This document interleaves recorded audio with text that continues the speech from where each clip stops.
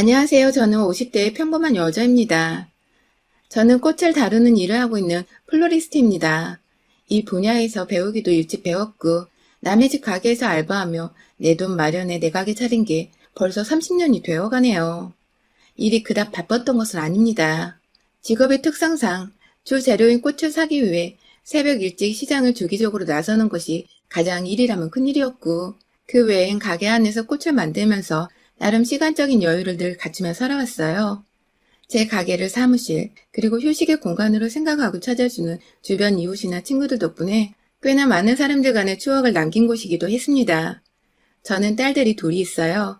제 나이가 50이 넘었다 보니 저희 애들도 벌써 대학 다 졸업하고 자기 밥벌이는 알아서 잘하는 직장인이 되었습니다. 아이들이 어릴 적에는 엄마의 손길이 많이 필요로 하기 때문에 제가 육아에 보다 많은 비중을 쏟으며 살았는데요. 제 꽃집이 있다 보니 이 가게는 저의 일터이자 아이들을 코앞에 두고서 지켜볼 수 있는 저만의 작은 키즈 카페 혹은 집이 되었었어요. 학교 끝나면 엄마 하며 가게 문을 열고 들어오던 딸아이들이 나이를 조금씩 먹어가면서도 엄마의 꽃집을 어릴 적 흙놀이하며 놀았던 놀이터 마냥 좋아라 했고, 그렇게 찾아와 제가 꽃 만지는 모습을 보며 호기심 가득한 눈으로 쳐다보던 아이들의 얼굴이 사랑스럽기도 했어요. 손님이 막 바글바글한 그런 매장은 아니었기에 일하다 가끔 아이들 숙제도 봐주고 놀아주기도 하고, 그러면 아이들은 너무나 좋아라 했어요. 엄마가 일도 하고 자기도 갈 시간을 보내주기도 하니 제가 세상에서 가장 친절한 엄마라며 학교에서 받아오는 칭찬 스티커를 그렇게 제 팔뚝에다가 붙여대곤 했었어요. 딸들이 뛰어노는 화목해 보이는 꽃집이라며 동네에 좋게 소문도 나서 동네 주민들만큼은 제 고객으로 꽉 잡고 살 수 있었죠. 이렇게 좋은 줄 모르고 시작했던 꽃집은 사실 제 젊은 날의 결실이기도 했어요. 돈이 없어 대학을 갈 수 없었고 어디 취업이라도 해보려고 막 여기저기 일자리를 알아보다가 우연히 잡게 된 첫일이 바로 꽃집 일이었습니다. 꽃을 어떻게 만지는 줄 하나도 몰랐던 저는 그냥 손님들 오면 인사하고 상담하며 가게를 맡는 업무를 시켜주신 사장님의 말만 따라 정말 열심히 가게만 지켰어요. 그러다 보니 손님 상대하는 법도 제법 배웠고, 비록 알바의 개념이었지만 투잡으로 밤에는 주방 알바도 하며 열심히 돈을 모았죠. 오랫동안 근무를 하다 보니 좋은 사장님 덕에 플로리스트 교육과정도 공짜로 배워봤고, 그러다가 태어나 처음으로 꿈이란 걸 가지며 플로리스트 자격증도 획득하게 되었습니다. 얼떨결에 일하며 돈을 벌고 직업을 얻고 더 잘 살아가자는 꿈과 희망을 키워보게 된 것이었죠. 그렇게 일찍부터 차근하게 그리고 꾸준히 일해서 제 돈으로 제가 벌어서 지은 제 가게였어요. 첫 가게인데 운 좋게 좋은 건물주 만나고 좋은 손님들 만나서 이 자리에 아주 뿌리를 박은 채 일을 하게 되었죠. 그렇게 나름 웃음이 끊이질 않으며 제 일과 육아에 최선을 다하며 살았는데, 그런 제게도 먹구름 가득한 근심을 주며 제 속을 뒤집곤 하던 것이 있더군요. 바로 저희 애들 아빠였어요. 사람은 참 괜찮은 사람이었습니다. 자주는 절대 아니었지만 어쩌다 제 가게에 찾아오는 날에는 매장 주변 거리까지 쓸어주며 청결하게 가꿔주려 도와주던 사람이었고, 딸들이 아빠를 잘 따르는 모습이 보이니 동네 사람들에게도 살갑고 다정한 아빠로 비춰졌죠. 밖에선 애들한테 늘 잘하고 두 손에 꼭 끼고 다니니 그 당시에 없던 딸바보란 말들이 먼저 남편에게 쓰여졌을 정도였답니다. 하지만 이런 사람이 제 앞에서만큼은, 그리고 집에서만큼은 늘 달라졌어요. 남편은 타 지역 동네 구청에서 일하는 공무원이고 앉아서 일하는 사무직이다 보니 딱히 체력이 필요로 하는 직업은 아니었습니다. 그럼에도 사무직도 정신적인 스트레스를 받을 일이 있을 수 있고 또 주민들 민원 등 머리 쓸 일이 많을 테니 전 단 한 번도 남편의 직업과 일을 무시한 적도 쉽다고 여겨본 적도 없었어요. 하지만 남편은 제가 그런 마음을 내심 품고 있지 않을까 하는 오해를 은연중에 드러내곤 했습니다. 사실 제가 가게를 차리던 당시엔 이미 남편과 결혼을 한 상태였거든요. 첫째 아이를 가지기 딱 직전이었던 것 같아요. 결혼을 했다고 해서 남편의 도움을 받은 것도 아니었고, 오로지 제 발품을 팔아 가게를 알아보고 돈을 지불해 인테리어까지 다 마친 제 손으로 거쳐간 가게였습니다. 옆에서 남편은 단지 콧방귀 좀 꼈던 것 같아요. 와이프가 꽃집 한다는 소리를 꺼내기 좋아했던 남편은 그저 남들 눈에 저희 부부가 어떻게 비춰지는 것에만 흥미가 있었을 뿐, 정작 제겐 여자가 꽃 팔아서 얼마나 벌어 남기겠냐며 장사를 시작하기 전부터 힘 빠지는 소리를 해댔어요. 뭐 다행히 제가 이런 실없는 소리를 듣고 상처부터 받는 성격이 아니었던지라 좋게 좋게 무시하고 넘어갈 수 있었고요. 그런데 장사를 시작하고 한 1년 정도는 정말 사람이 좀 뜸했지만 제가 요즘 애들이 하는 페이스북이나 카카오 스토리도 없던 그 당시에 전단지 돌리고 혼자 꽃꽂이 강의 거리들을 발품 팔아 찾아다니면서 일거리를 억지로 만들고 차츰 얻어오다 보니 남편보다는 더 벌게 되더라고요. 아무래도 그 시절 공무원 월급보다야 비록 꽃 파는 일이라도 사업에서 키워가던 제가 더 여유롭게 벌어올 수 있었던 거죠. 그러자 남편은 저 때문에 기가 죽겠다는 죽는 소리를 자주 꺼내기 시작했어요. 저 하나로 인해 돈 벌 기분이 안 난다고. 남자가 기껏 밖에서 열심히 일을 해와도 꽃이나 파는 여자보다 못 번다는 사실을 누가 받아들이겠냐며 술을 마셨다 하면 집 앞에서 제 욕을 하느라 현관 문턱을 넘지 못했어요. 남들은 와이프가 돈을 잘 벌어오면 그렇게 예뻐 죽겠다고 하던데 우리 집은 왜 사랑하는 사람을 두고서 이리도 얄팍한 자존심부터 내세우고 있는지 이해하기 사뭇 힘들었습니다. 자연스레 아이를 임신했는데도 남편은 겉으로만 돌았고 큰 딸아이는 태어나서도 한참을 아빠에게 관심도 받지 못한 찬밥 신세가 되었어요. 아이에 대한 남편의 무관심이 어느 순간 다 저 때문인 것 같더군요. 제가 일을 해서 남편의 자존심이 긁혔고 그 때문에 내 새끼가 아버지로부터 외면을 받는 게 아닌가 싶어 오만 가지 죄책감에 사로잡히기도 했었습니다. 그러다 남편이 조금은 나아지는 사건이 발생했어요. 철밥통이라는 그 공무원 남편이 일하다가 정말 거의 잘릴 뻔한 적이 있었거든요. 구청 안에서 일하다가 주민과 무슨 큰 문제가 있었던 건지 민원신고를 대량으로 받는 바람에 상사한테 불려가 사유서를 썼고 천만 다행히게도 잘리진 않고 몇 개월 간복만 되는 정도로 일이 마무리되었어요. 나중에 남편이 털어놓은 말이긴 한데 당시 남편으로서는 그 일이 청천벽력같이 느껴졌었다고 해요. 당연히 죽을 때까지 자신을 먹고 살릴 일이라 여겼는데 어느 순간 성질을 제어하지 못하고 민원에 반박했다 일이 커진 바람에 간부까지 되었다며 앞으로는 진짜 죽은 듯이 조용히 살아야겠다고 하더라고요. 그제서야 감봉된 가장이 뒤에서 꾸준히 돈을 잘 벌어오는 저의 중요성, 아니 필요성을 느꼈는지 남편은 제가 일을 하는 것에 대해 무척이나 떠받들어 주기 시작했고 그 덕에 남편도 이제 정신을 차린 것 같아 전 아이를 키우며 일에 더 몰두를 잘 할 수 있었어요. 진작에 좀 이럴 것이지. 왜 그리 삐딱하게 와이프를 바라보며 지내는가 싶어서 남편과 잘 지내는 동안 하소연도 많이 했고 울기도 많이 울었습니다. 남편은 뒤늦게야 자신의 행동들에 부끄러움을 느끼고는 제 앞에서 다신 배우자를 무시하거나 마음 다치게 하지 않겠다고 참여하는 모습을 보였어요. 딸아이도 잘 보살펴 주었고 뒤늦게야 사랑을 쏟아부어 줄 수도 있게 되었어요. 처음이 서툴 뿐이었지. 한번 딸아이에게 사랑을 베푸자 점점 이 사람은 대담해져 어디서든 딸아이가 없으면 안 될 정도로 마음이 홀라당 아이에게 빠져 있었죠. 뭔가 남편의 성격이 유해지고 절 인정해주니 부부 사이가 좋을 수밖에 없었고 자연스레 가정의 화목이 깃들며 아이의 웃음소리도 커져갔어요. 그 사이 둘째 딸아이도 태어났고 우리 네 사람은 그렇게 온전히 가족의 완전체 형태를 갖춘 채 앞으로 잘 살 일만 남았다 여겼죠. 하지만 남편은 이내 다시 제 마음 깊숙이에서 살갗을 마구 도려내고 심장을 짓누르는 사람이 되었습니다. 무려 내일 모레 환갑을 앞둔 50대 갱년기 여자가 되어버린 지금까지도 무려 20년이 훌쩍 넘는 시간 동안 말이죠. 시작은 바로 외도였습니다. 둘째 딸이 4살 되던 해 남편에게 여자가 생겨버린 것이었죠. 그간 하도 공무원 월급이 짜다고 죽는 소리를 하면서도 안 잘린 게 어디냐며 마지못해 출근하던 남편이 가여워 기라도 살려보겠다고 제 신용카드 한 장을 건네줬었어요. 어디 밖에서 직원들한테 커피 한 잔 정도는 부담 없이 사주라는 마음에서였죠. 하지만 그 카드가 전혀 엉뚱한 곳에서 쓰이고 있었더라고요. 집안의 각종 공과금 신청이나 결제 문제부터 시작해서 일반 카드 말고는 은행 가서 신용카드 한 장을 제대로 발급받아 본 적이 없던 남편은 집으로 우편을 통해서 카드 공지서가 날라오는 것조차 몰랐나 보더라고요. 아니면 그걸 신경 쓸 여력이 없을 만큼 그 여자한테 빠졌던 것일지도요. 카드 고지서에 뭔 숙박업소 이름들이 그리 많던지 무슨 호텔, 무슨 캐슬, 무슨 민박 등등 아주 숙소를 종류별대로 들락날락거리며 전국 팔도를 누볐더라고요. 공무원 동료들끼리 간단한 야외를 가고 무슨 단합회를 한다고 짐 싸서 주말마다 나갔던 것이 모두 저를 새까맣게 속인 채 여자를 만나기 위해서였던 거였어요. 당장 카드부터 정지를 시키고서 가만히 말 안 하고 기다렸어요. 그러자 그저 주말에 또다시 이번에 집을 나서더라고요. 요즘은 핑계를 대는 게 골프를 배우는 것이었는데 먼 골프장에 가서 필드를 돌아다닐 거라 하루 지나서야 집에 돌아올 수 있다나 뭐라나. 그렇게 딸 둘을 가진 아빠란 놈은 뻔뻔히 집을 나섰고 그날 3시간도 채 되지 않아서 집으로 불이 났게 전화가 걸려왔습니다.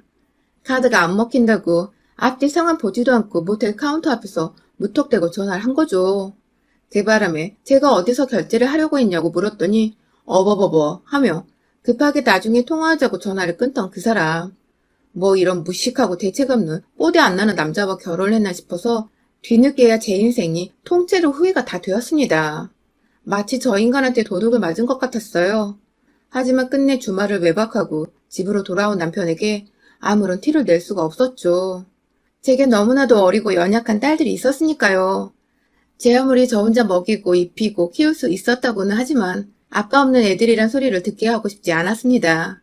앞으로 학교를 다녀야 할 시간들이 너무나 많이 남았는데 그 시절 내내 아빠 없어 위축당하고 기죽어 친구도 제대로 못 사귀며 살까 그게 두려워 제 결혼 생활은 과감히 포기를 해버린 것이에요.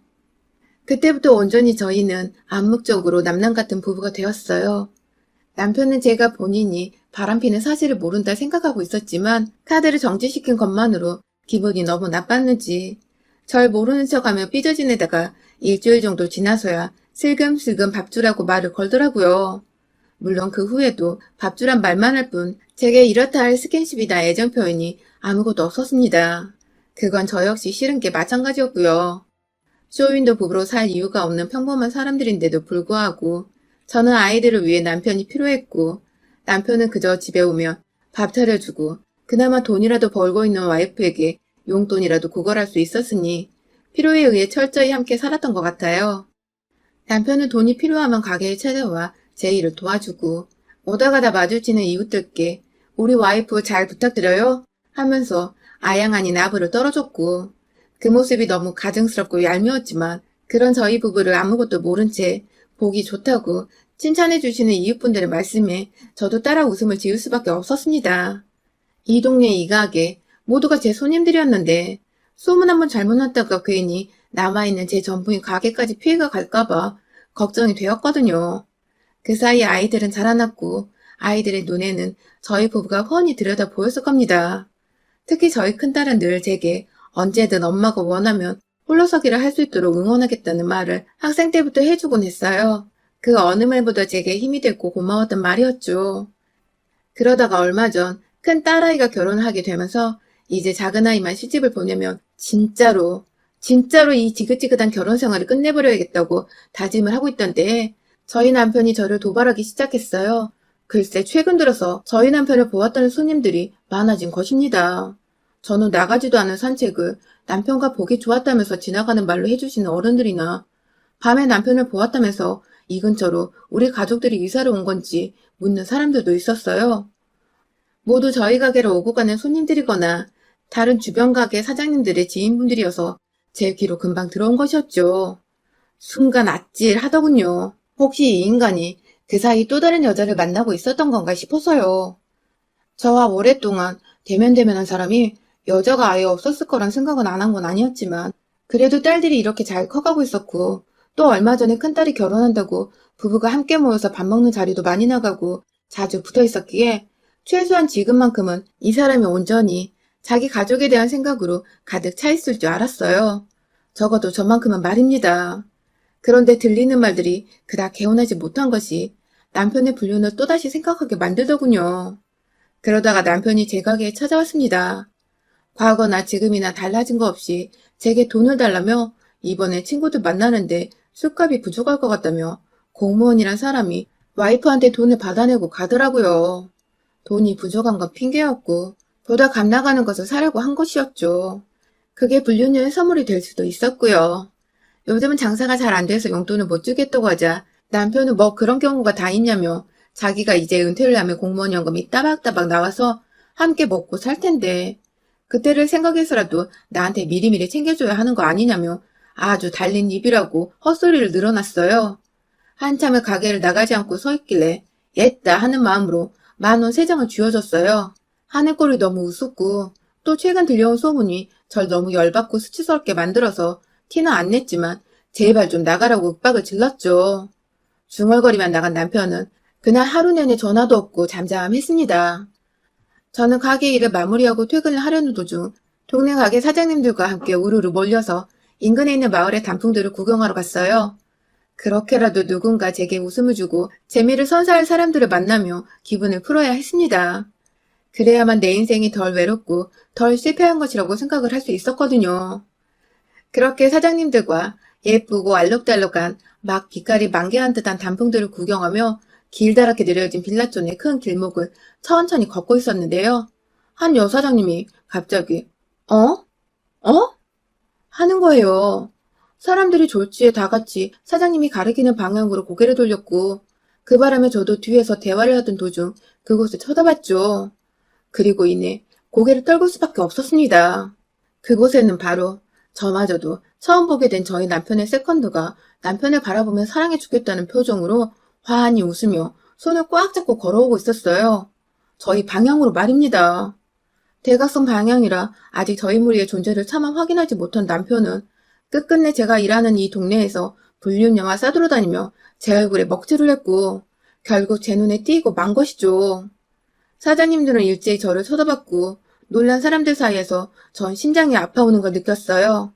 얼마나 칼퇴근을 했으면 이 시간에 이 동네에 와서 불륜녀랑 단풍 구경을 하겠다고 겁도 없이 손을 잡고 와이프 구역을 싸댕기고 있는지 속에서 천불이 나는데 한 여사장님이 갑자기 저 새끼 죽여버려야 돼 하며 급 돌진을 했어요. 무슨 자동차가 급발진하는 것도 아닌데 부릉부릉 엑셀 밟는 소리까지 제 귀에 환청으로 들려오는 기분이었죠. 마구잡이로 대각선 방향에 제 남편에게 뛰쳐간 그 사장님은 저와 유독 가깝게 지내며 서로의 매장에서 믹스커피 한 잔 정도는 매일같이 나눠 먹는 사이였는데요.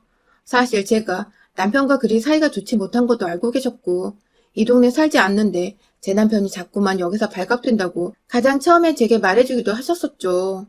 대충 상황이 파악되셨는지 옆에 있는 게 불륜녀지? 하며 다가가시니 주변에 있던 여사장님들이 일제히 분노하기 시작하셨죠. 그러니까 우리가 지금 불륜 현장을 못 끄고 거야?